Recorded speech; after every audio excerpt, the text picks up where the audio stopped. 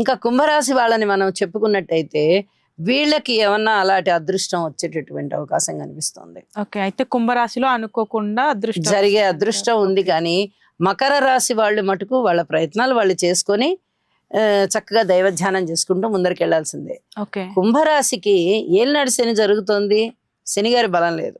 Okay. రాశిలో రాహు ఉన్నారు, రాహు బలం లేదు. సప్తమంలో కేతు ఉన్నారు, అస్సలు ఏమాత్రం బలం లేదు.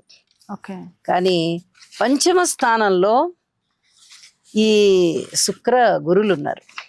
ఓకే. ఆ మొదటి రోజునే అంటే మనం వారం ప్రారంభం రోజునే చెప్పుకోవాలి, గురువు గారు మారిపోతున్నారు. ఓకే. షష్టంలోకి వస్తే ఆయన మరి ఇబ్బంది పెడతారు కదా, కొంచెం అదృష్టం ఏమవుతుంది అనేటటువంటి భయం చాలా మంది కలుగుతుంది. ఇక్కడ ఒక విషయాన్ని చెప్పాలి.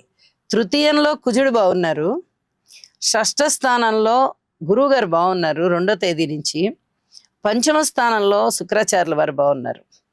మరి వీరికి అదృష్టం ఏ విధంగా వస్తుందంటే, ఇక్కడ ద్వితీయాధిపతి లాభాధిపతి అయినటువంటి గురువు గారు షష్టంలో ఉచ్చులో ఉన్నారు. ఓకే. ఉద్యోగ జీవితంలో తృప్తి పెరగడానికి, లాభాలు పెరగడానికి, అలాగే